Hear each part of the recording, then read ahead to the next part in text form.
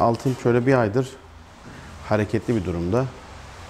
Yatırımcılarına çok güzel para kazandırıyor şu anda.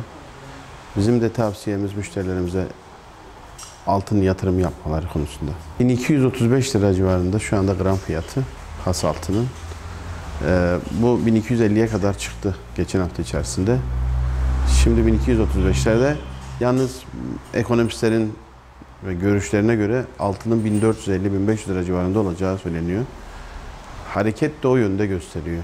Altının yükselişi, dünya bazında altına talep çok fazla şu anda. Yatırımcısına da hiçbir zaman zarar ettirmeyen bir maden, emtia.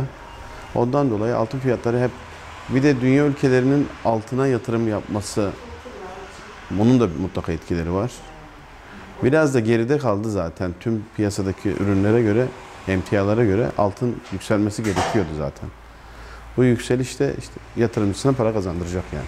Ufak tefek düşüşlere zaten sıkıntı yapmasınlar. Altın hep böyle olmuştur. Biraz geriye doğru çeker, 10 lira 15 lira çeker, 50 lira üzerine fiyat atar.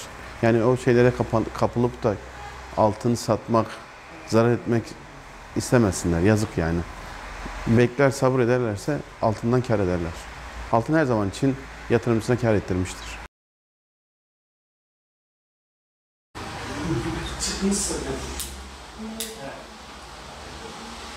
Randevu olmadan gelip söyleyeyim. Bir başı kağıt imza basmış, kağıt böyle bir şeyler kağıt duruyor. Tamam. Şimdi